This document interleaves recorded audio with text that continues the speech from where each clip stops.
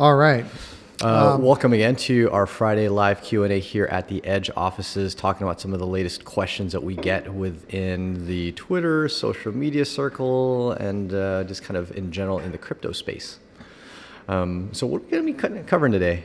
Our fantastic title card has the Robin Hood We got theme. kind of a weird theme. Our marketing department thought that there was this Robin Hood theme of kind of taking from the rich and giving to the poor, which some people liken to what the miner tax is that's being imparted in the kind of BCH world, which admittedly kind of exists in many other projects and many other protocols. Dash's whole concept was, in fact, a tax on mining. Right? You can call it, Dash's entire protocol is an attack on mining or actually giving some money. Tax, not attack. Well, I'm going to call it an attack because people sometimes will see it as that. It's like, okay, let's take money from the miners, the rich miners, and give it to the poor developers. And I think that's where our kind of social media card for this talk kind of came to play.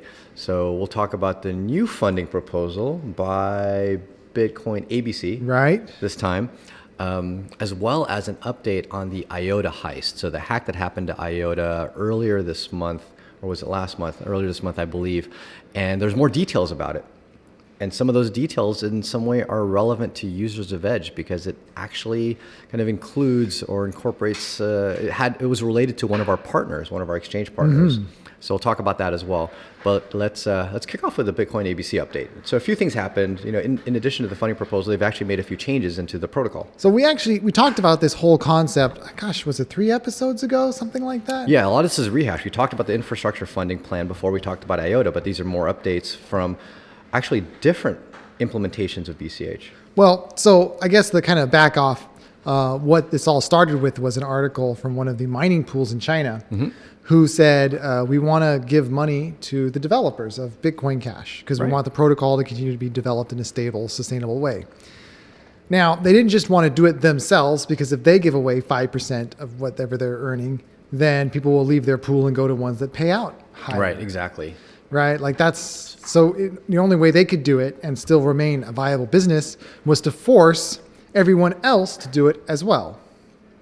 So if we give 5%, everyone else promises to give 5%, then it will work. Well, originally they were actually saying 12%. Yeah, 12% was the original proposal that I recall from not the one that's being proposed by Bitcoin ABC, but what was proposed by the original miner concept. consortium. Yep, exactly. And so, of course, they're a mining pool. They're saying this. Their intent is to do this. They've talked to their other buddy mining pools in China, and it seemed like a good idea to them. But you need software to do it.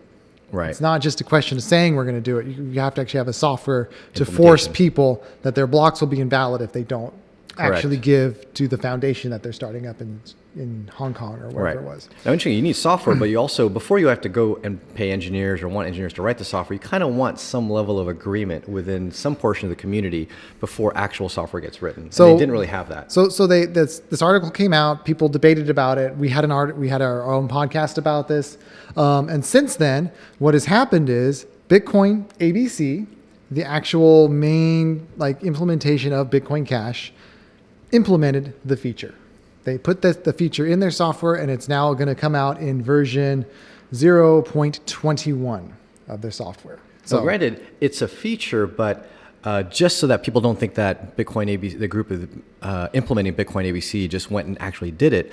It's implemented, but still needs to be voted on. Right. So the feature that they implemented is a little different from the proposal that originally came out. Right. Notably different. So there's a couple of differences here. So the first is it needs to be voted on by the miners. So even if all the Chinese miners and their buddies agree on this, if they don't control 2/3 of the networks, then and they don't vote on it, then it's not going to happen. So you need actually 2/3 of the actually mined blocks to make the vote to make this happen. So 100% of the network could actually be running this version of Bitcoin ABC. It could be running 21.0, and that doesn't mean that it will actually activate. Right, because they still have to vote on it after they install the software. Exactly.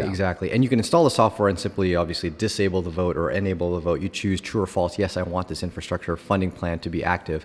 So ABC is not coercing anybody. In this particular case, they're simply allowing the people to vote, the miners to vote. Now, some people disagree with that. Some people say it's not right. How can a bunch of people who aren't me vote and tell me how I need to spend my money? That's kind of the libertarian attitude, right? Like, you guys can vote amongst yourselves and do what you want, but you can't coerce me to do what I don't want. And those people, when you say it's my money, those are effectively the other miners. The other miners, yeah. Because obviously from the viewpoint of someone who's not a miner, then it's irrelevant. It's a little relevant. It's a tiny bit relevant. The tiny bit relevant that a person who's not a miner might care about is that some amount of money is being removed as a reward to miners, and that tiny bit of money that's removed from the reward actually reduces the security of the network by that small amount. That's true. That's true. So if you were to reduce it by a lot, like 50%, then you technically have 50% less hashing power money going into securing the network. Compared to, say, choosing Bitcoin. Exactly. Right. Or the exact same protocol with the same coin value, but 100% going to the miners. Or any other SHA-256 coin. Exactly. Exactly. So there's less dollar power going into the mining. But disregarding that, it really is the miners that would mostly care. Hey, I want my money going to me. If I'm a miner and I've decided I don't want to support the developers, and a bunch of people install this software, make a vote, they can coerce me to give my money to the developers, even though I don't want to, because of the power of their consensus in the software. They won't accept my blocks. If they don't accept my blocks, I don't get paid. If I don't get paid, well, I better go along with what they say to do. Either that, or I end up switching to another currency. Exactly. So that's kind of the way it works. So it is coercive, but ABC's not the ones doing it. It's the vote enabled by the miners. Yeah. So they enabled other people to coerce. Whatever. They're building the tools. They're building the tools. It's up to the actual miners to vote themselves. Is that a distinction without a difference? I think it's important. It is. Yeah, it is important. If they built right into the software the fact that it was simply going to activate it, and as soon as you run the software, you are required to put in that 5% into this funding plan, that would be what I'd call a bit more coercive, and that there's no vote. The vote then is you're running this specific implementation, which if you already are, your normal upgrade path is to just simply upgrade the version. It feels like we're in an ethics of a philosophy of ethics. It's a bit of which is so much of crypto in a way. It's actually true. We use these terms, which the term itself can imply some level of opinion. The word coerce obviously is a negative opinion towards this implementation, whereas you might say that that's just simply a majority consensus vote. Like, what's the difference between coerce and consensus? If 60% of the people agree, should 40% of people that don't agree be quote unquote coerced, or is it simply that they're the minority? And I think that's the big question that we have in crypto. No matter how much we put into math and to consensus mechanisms, in the end it still comes down to people to choose. And at some point, not everybody's going to agree. You just can't get 100%, quote unquote consensus. Someone is going to dislike what's happening, and you'll feel like you're coerced. Whereas the people that are in the 60% will feel like, you're just in the minority. So either way, this software has been released to the public. Correct me if I'm wrong. So it's available. Yeah, there's a couple other changes that went in besides that. Exactly. This is a full new release. So this is only one of the changes that went into the latest Bitcoin ABC release. Let's talk about some of the stuff that doesn't have to do with even for the funding proposal, there's some changes. Oh yes, changes relative to the original blog article that went out by some Chinese. So the original Chinese concept was to do 12.5%. Correct. It's down to 5% now, so it's not as bad. And there's a whitelist of 4 addresses that belong to different projects, and so the miners can choose any of the 4. They don't have to send it just to this Bitcoin Foundation that the Chinese are starting up in Hong Kong. Right. They can send it directly to ABC. They can send it directly to I think BCHD. And so Electron Cash. So Electron Cash, which is definitely widely used within the BCH community, Bitcoin ABC, which is obviously widely used. I think it has over 50% of the implement nodes out there, as well as a general foundation. Now, this is probably the weirdest and most gray area option for miners to send the money to. Right. Which is an undefined kind of foundation that can kind of do what it pleases with the funds. Right. Now, admittedly, if that weird undefined foundation is disliked by a majority of the miners, then not much money will go there. Right, they can choose to send it straight to ABC instead. And this is on a per block, correct, William? Yeah. So every time a miner mines a block, they are required to take 5% of the reward and send it, but they have to send it to one of these 4 whitelisted addresses. Exactly. Right, either spread it out or all to one, whatever they get to choose. And every 10 minutes, another miner can choose a different destination for those funds. Exactly. And I don't even know if the foundation itself has really specified how they would spend the money. Well, we'd have to give them money to see. You have to give them money to see, but then usually before you even give them money, you'd like to know, hey, how are you planning to spend it? Because that's not an actual implementation. There is no implementation called a general foundation. Yeah. And so they would have to come up with some kind of bylaws or some guidance to say, okay, here's how we intend to actually use the money. Or we don't even know where this thing's located or who's running it or And who's whatever. running it, yeah. So there's a lot of questions about that. But so the hope is that money doesn't go there until that does get specified. Instead, it goes to the other cash, three projects. BCHD. One notable project that's missing here is Bitcoin Unlimited. Bitcoin, yeah, They're BU. really big. They're all like Bitcoin ABC is like 50%, but Unlimited is like 45%. Right. It's like really up there big. It's a significant size of the number of nodes, so it's surprising that they were excluded They're from not the even on the whitelist. list. Yeah. So it may have been that they were simply against the proposal to begin with. I didn't read into some of the responses from the Bitcoin Unlimited team. So if anyone out there is on the Bitcoin Unlimited team, please feel free to comment or just shoot us a message and give us an update. But yeah, they were completely missing. A smaller, barely used implementation that does exist as well for Bitcoin Cash that's also excluded from the list is ironically named BCash. This is basically a fork or another Pure implementation. JavaScript. Pure JavaScript implementation. The original Bitcoin implementation was simply called Bcoin, and that was developed by the Purse team as just a pure JavaScript alternate full node implementation of Bitcoin. And then they made a slight change to support Bitcoin Cash, and they called it, well, Bcash for better or worse. And I know the Bitcoin Cash community hates that term, but it wasn't meant to refer to the coin. It was meant to refer to the software implementation that supports BCH. But that was excluded as well. But I think Bitcoin Unlimited, as you mentioned, it strikes a bit more of a red flag that they were that's excluded. not in that list. Yeah. Yeah, because they're so widely used within the Bitcoin Cash community and very vocal and very supportive of what Bitcoin Cash is trying to do. I mean, even if they don't like the proposal, they should at least be open to accepting. Accept free money, right? Take free money. But it might have been we don't like the proposal, and you create some tension, and therefore, well, we're just going to exclude you from the whitelist. Couldn't you just go to their addresses. website, just grab one of their donation addresses? Yeah, exactly. It And seems- it's included. yeah. Now, one thing you mentioned earlier when we were studying this proposal is that these whitelist addresses aren't hard set in stone. Oh yeah, because this can actually change. the final change is that this proposal will cancel automatically after 6 months. Right. So as soon as it's 6 months after it activates. It's not clear from the article. Not too clear. So we're going to assume then that after the proposal actually activates, meaning that the miners have signaled 60% or 66, 2/3 of the miners Right. have signaled that yes, we want to support this plan. Then after 6 months, or I presume the equivalent of 6 months worth of 10-minute blocks, Yeah. that this now ends.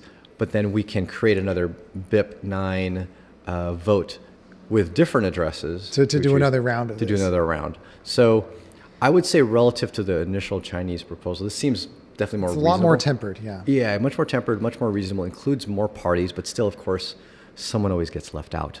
So it does include more parties and also gives an opportunity for things to change over time. So generally speaking, a more positive, I'd say I'd be more okay with it compared to the first protocol. And infrastructure this is plan. also just a regular May update. Every May, the protocol goes through some update, to do a hard fork to change some parameters and stuff. Exactly. And in this case, we've got a couple changes that are just kind of op reverse bytes. Yes. I don't know op why. reverse byte. I don't know why you need to reverse bytes, but if you did, it would be useful. I mean, Yeah, I think in looking at the reasoning behind op reverse bytes, the only kind of reasoning that I had seen was for support of machines that have different byte end-in order. And this is a very technical term. I know William and I are probably familiar with this concept, where certain computers order their bytes in a different way relative to which digit is the most significant versus which one is the least significant. And your ability to swap those bytes is what's now being Quickly, offered. yeah. Quickly is what's being offered inside of this I new suppose that's opcode. probably where it would get useful. Yeah. Yep. Although there are a few other changes which may be actually quite useful to people, especially if you're trying to make a lot of unconfirmed transactions. Well, so they've increased some limits. So when you spend money that's unconfirmed, you're allowed to do it. And then you can take that unconfirmed money, which is now double unconfirmed because Right. it's spent and then you spend it again, and now it's triple unconfirmed. Exactly. And you can build these chains of unconfirmed transactions. The maximum length of a chain is 50? Or it used to be It used to be 25. 25, and it's going up to 50. Now it's 50. So now you can do 50 back-to-back transactions from a source input that has fully confirmed, do 50 chain transactions of unconfirmed transactions and still be accepted by the network. Right. Right. Now, granted, at any point in time, a node can simply reject that. right? So this doesn't become action. This increases the limit so that at least someone could accept it, Right. right? And Doesn't not mean they break will. the rule. Doesn't mean they will, Yeah. and in a way, this can be a bit of a pain or a risk for some computers to calculate as a node. I know that was a lot of the topic of discussion on the differences between BCH and BSV when that fork occurred, was how do we lay out the data inside of a block, and that actually is affected by whether or not you accept a lot of unconfirmed transactions. So that's a whole other discussion, which we actually, I think, had in a previous podcast. Yeah, I vaguely remember that. So 25 to 50. Okay. And then sure. they changed the way that they count how many operations a script is taking. So Got it. So this is actually a bit of a new news to me. So typically I think of a transaction and its limits, like how big of a transaction can you have, is just purely bytes. Yeah. Just purely bytes, and you pay for it in bytes. However, there's actually a limit. There's other limits on how many signatures Correct. it can require. Right. So a transaction that requires, say, 100 bytes but no signatures is obviously much cheaper than when it requires 100 bytes and a signature. Right, because its signatures take a lot of CPU power. So Exactly. So the more signatures you have, there's a limit, and now they've changed the way that they compute the number of signatures for better accuracy. Got it. So these are all going into Bitcoin ABC 0210. What's admittedly we haven't covered is whether or not that's going to go into the other implementations, not the infrastructure funding plan, but other implementations such as Bitcoin Unlimited. Well, so I would assume that Bitcoin Unlimited is probably going to go ahead and do these other changes because they just seem like the standard, kind of may upgrade stuff that everyone would agree on. But not everybody agrees on the funding proposal. Plan. And that's where it gets controversial. So Right. a bunch of people forked Bitcoin ABC. And now we have another thing called Bitcoin Cash Node, which is like the worst name because you can't Google for it. Because as soon as you look up Bitcoin Cash Node, you're going to get articles on how to install a node and all kinds of, Exactly. as a name of a There's project. nothing unique about the name itself. It's like searching for a company called The. It's just like, okay, how am I going to find anything here in Google? But so what do they do with respect to the Bitcoin Cash Node software? So they've got exact fork of Bitcoin ABC 0221, exact fork, except they've ripped out the funding proposal. That's the only change they've made. Right. And the idea is that it's a full drop-in replacement with Bitcoin ABC. So if you're already running it, you just simply swap out Bitcoin ABC with Bitcoin Cash Node, and everything works the same. Protocol works the same, except that they rip out the infrastructure funding proposal. But there is an interesting difference in the sense that you can still run Bitcoin ABC and turn off any, as a miner, you can run Bitcoin ABC and turn off any signaling. Turn off the vote. Like vote no, I don't want that to happen. But as someone that's not running a mining node, why would you want to run Bitcoin Cash Node versus Bitcoin ABC?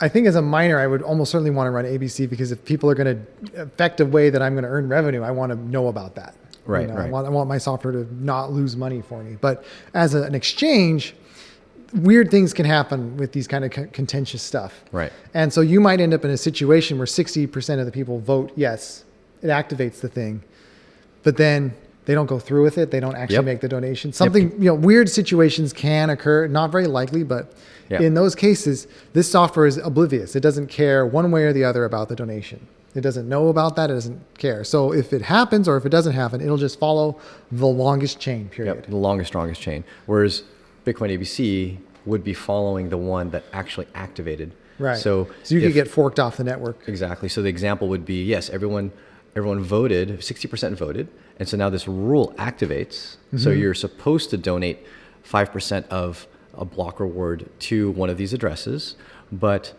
a vast majority of the network ends up not doing that.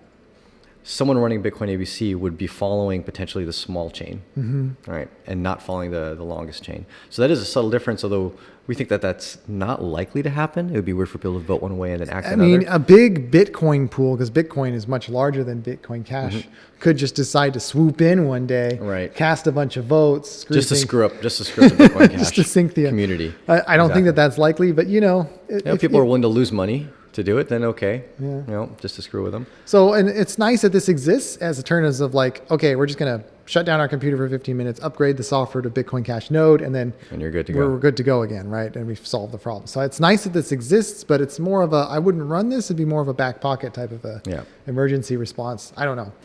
This is an interesting thing to keep updated on, and we'll occasionally, probably over the next couple weeks, post some good links as to how people can follow what the vote ends up looking like. Because obviously, if the vote does start to achieve 60%, while there's a good chunk of people that are running Bitcoin Cash Node versus Bitcoin ABC, this could cause somewhat of a fork in the ecosystem. Could be exciting. Could be exciting to say the least. But can I make a religion? Are we allowed to talk about religion on this podcast? An analogy? Oh, sure. Everyone has a little bit of religion in them, whether or not you're atheist or not. I kind of think about Bitcoin, BTC, as like the Catholic Church, right? Like this the biggest old Christian religion, around. right? It's been around for thousands of years, or 2,000 by now anyway. And then you have a group of reformers like Martin Luther, who's like, I don't like what's going on in the church. I see all the corruption. I want to. So he forks off, right? He forks off the network and starts his own.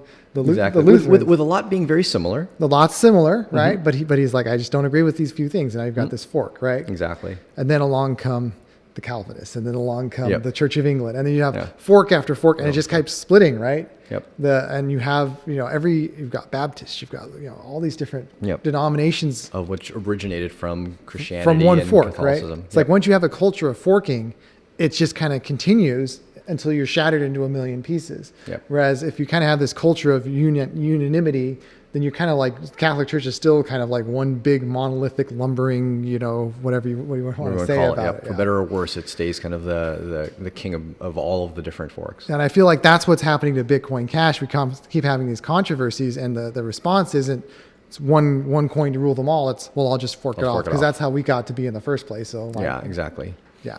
So that will inherently be the challenge for the Bitcoin Cash community and the currency itself, as to whether or not it can at least achieve some level of stability that doesn't split the community and split the value, right? The market cap value, which because we've already had BSV split off of it, right? Exactly. And that definitely imparted a good amount of damage. Oh yeah, the coin has never recovered its value since then.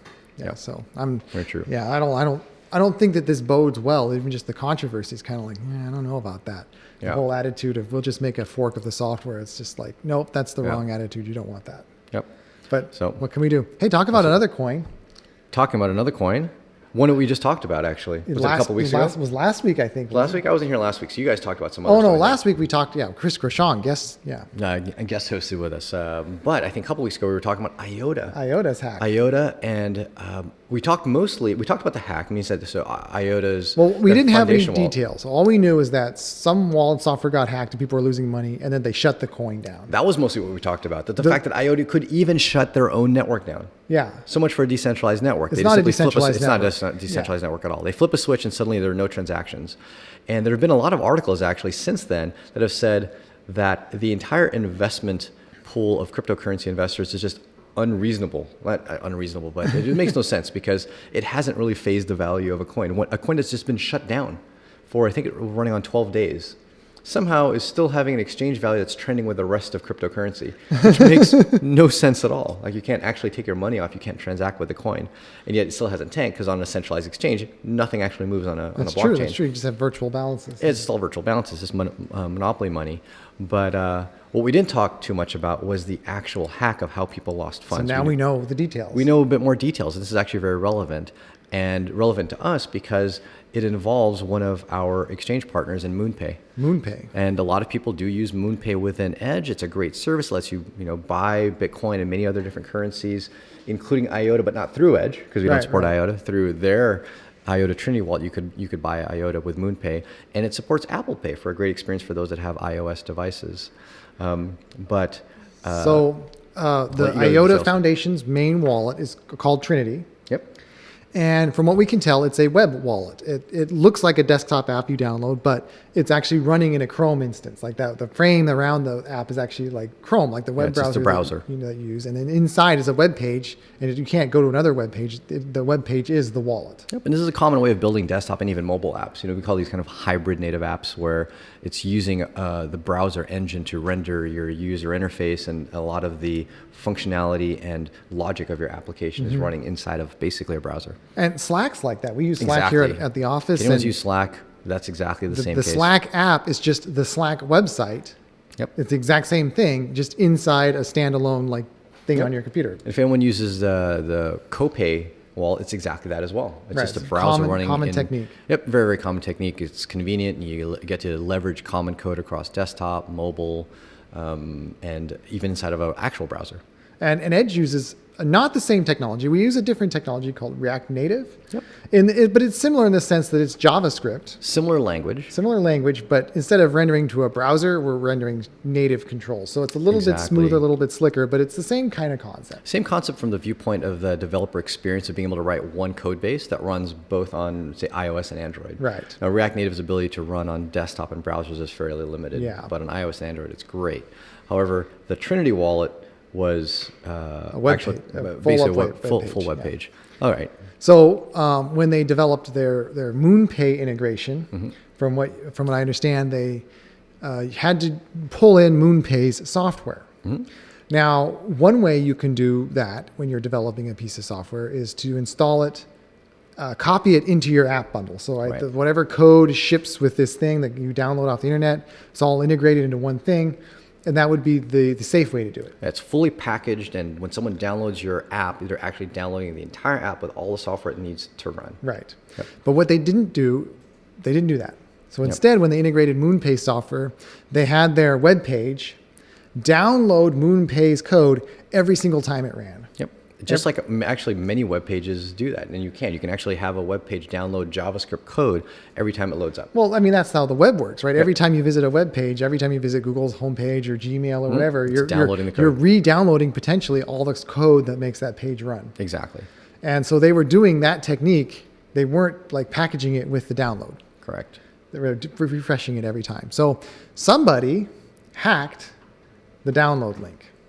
They got fake code injected into that thing, and then when that fake code ran, it unloaded the users' wallets into their own hackers. Basically, malware was injected into the Trinity wallet. And actually, what's even worse is it injected the malware.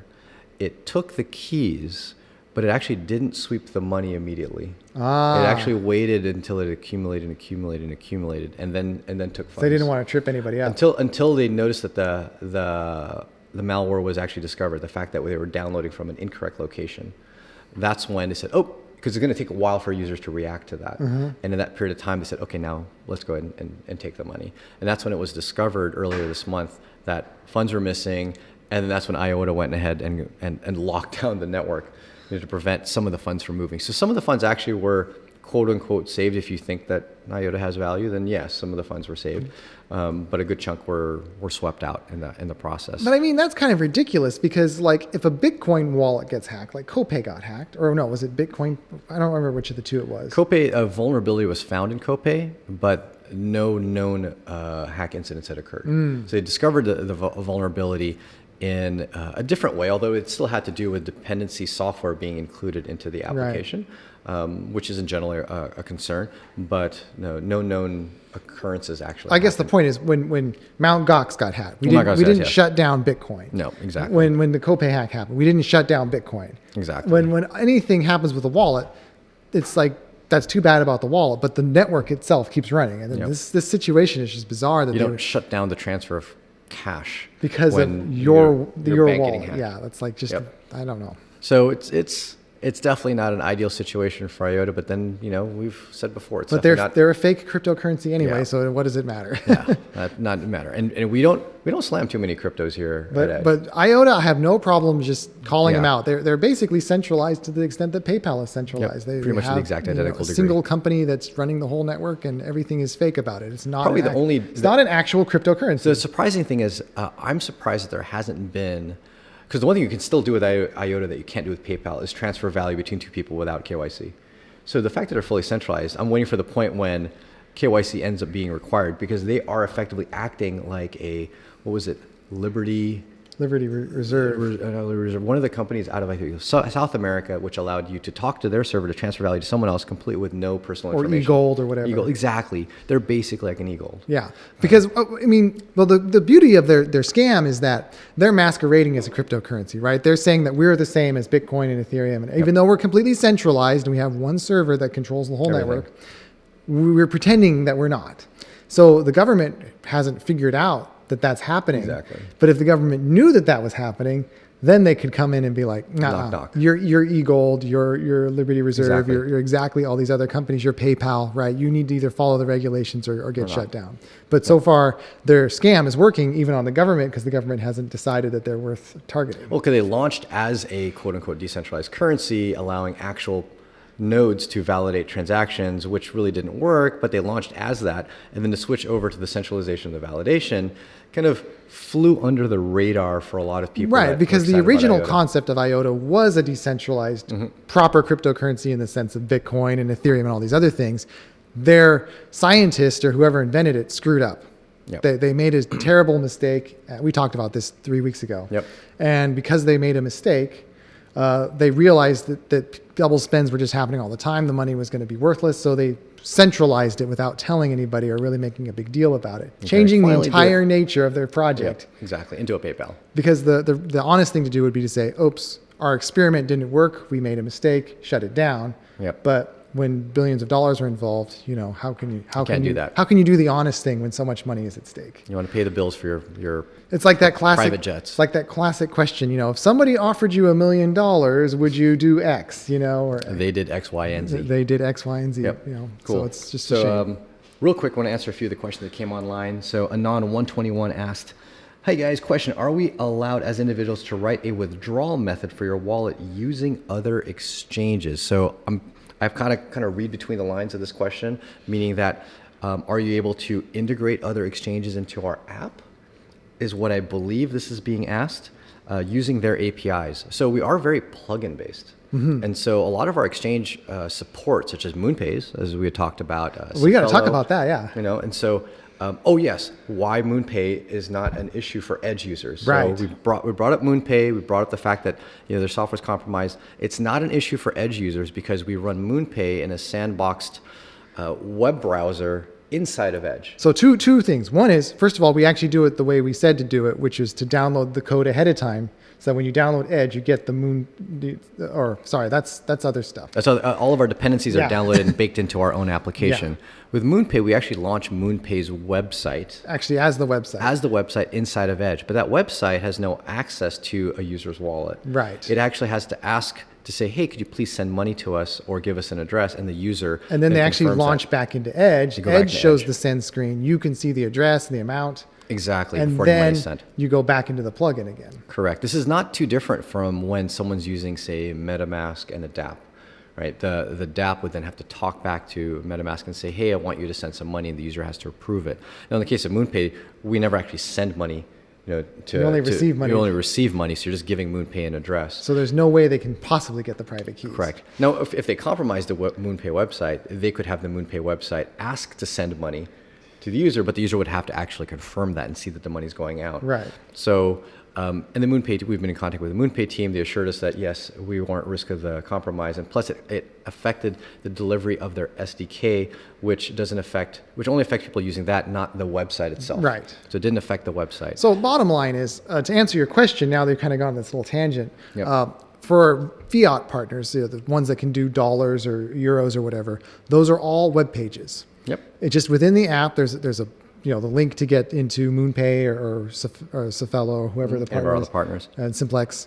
You hit that link, you're actually opening up a web page, and it's their website, and Yep. you're interacting directly with them, and they can request addresses and they can request payments via a small little API that we inject into that web page. Exactly. But they can't just go into Edge and try to grab keys the way the Trinity wallet was compromised to do so. So if you want to make a withdrawal method that would take money out of Edge and go into your bank account, you have to, via some other partner, third-party partner, you just take their web page, figure out how their API works, connect that to our little thing that we inject into the page, Right. and then it's done. Correct. You'd have to build a website that can interface with the Exchange's API, but also interface with Edge when we're running inside of Edge to request an address or to request Edge to send money, which would be... And the funny thing is, you can actually, as a user, do this. Yeah, in a developer mode. Because what you do is you scroll down to the bottom of settings, you put it on developer mode, and then when you go to the buy sell screen, there's an entry there that says custom. And in that entry, you put in the URL of the page that serves the plugin, Exactly. and we'll launch that page with our little API injected, and then bam, you're done. Yep. You just, So any user who has that link can now add that custom. Can actually build out an integrated site that integrates exchange functionality or actually other functionality to send and receive funds from Edge directly inside of the app. And we can then chat in the future. If you want that fully integrated into Edge, reach out to us. Check us out on our website, edge.app, send us a tweet at Edge Wallet, and we could chat about an actual deep integration with your service inside of Edge. So that answers the first question on here as well, using their APIs. From Rizwan Aryan, will Pakistan be allowed to use this wallet and can KYC? So anywhere in the world can use the app. You just simply download the APK either directly off the website. It's actually copied and pasted into other websites as well, and or from the App Store. You can use it to send and receive crypto. Right. You may be restricted from being able to buy and sell because we may not have an exchange partner in your region that allows you to buy and sell. If you're on an Android or an iOS device, obviously the safest way to get any kind of software is to go directly to the store. But if Pakistan doesn't have our software in the App Store for whatever reason, you can actually go to our website and there's a link to download the APK directly from Edge, www.edge.app. Or actually, edge.app/app. Yeah. So just edge.app/app will actually get you the raw download file, which you can install on just about any Android device anywhere in the world. That will let you, transact, send and receive crypto. Now, to get into your Pakistani bank account, if there is such a thing, I don't know what exchanges exist that do Bitcoin to that. Correct. And I don't believe we support anything. I don't think we have anything. We don't have any that. partners that support Pakistan. Yeah. So that would be your local regional exchanges, which you would either connect to a bank account or send, cash to or deposit cash into a bank or use some kind of a payment mechanism. But right now, best of my knowledge, we don't support anything in Pakistan, fortunately. But you can definitely use Edge to just use it to hold your money, send and receive. Yeah, but not. Yeah, we don't have that integration. Okay, and then Busy Mount asks about proof of stake in the wallet, specifically it's staking. Any anticipation about that? So we do support several proof of stake coins. We do, like Tezos, for instance. Tezos, obviously being one of the hottest ones for staking. We support EOS as well. We don't have any functionality in the app for staking, but it's highly talked about. We are talking to third-party services that would do staking as a service, specifically for Tezos. And actually, we integrated Tezos with the intent of offering staking. We were going to do native staking at one point. We actually I worked on an API for that, but exactly. It's just one of those things where it's so much development manpower goes into writing a new feature that. Yeah, actually, that one isn't too far away. We actually just simply lost the staking as a service partner. They were the ones that were going to be the delegate. So you would delegate to them to vote on the network on behalf of your coins. And so that's still on the roadmap. We're in talks now with a new staking as a service partner to get that integrated. So keep a lookout. It's something we definitely want to have. We know that's a high value, especially for people with coins that are easy to stake, such as Tezos. So we do definitely hope that will come down the line in short order. And I believe that is it for the questions. Thanks, Busy Mountain, for the question. And of course, we have to end the day with the word of the day. The word of the day. Thank God for this reminder here. And the word of the day is battery. Battery. A buttery battery. So, battery is the word of the day. Once again, a quick reminder. You must have looked at one of the tweets during the week that mentions the word of the day for our Friday live stream. Retweet that, and then now reply to it with a screenshot of your Bitcoin QR code from Edge, and it will send you $20 worth if you're the first one to reply, and you've also retweeted it from earlier in the week. So thanks everyone for tuning in. And on the event side, we always like to end with where we're going, what we're up to. Big event that we'll be at, Bitcoin 2020, March 27th and 28th in San Francisco next month. Definitely catch us over there. A good handful of our staff will be over there, and we'll actually be throwing a party. No details yet. We'll get the details out to you maybe at this podcast next week. Maybe we'll even give some secret invite codes on the podcast for people to attend the party. Limited space. It's going to be a blast. So definitely hope to see you guys there. And then after that, probably nothing planned until Consensus in May. So I'll actually be speaking at Consensus this year. So hope to see you folks over there. I'll be giving a workshop on mining, how mining works and what it does for the cryptocurrency network. And until next Friday. Not your keys, not your coins. Yep. See you then. Thanks, everybody.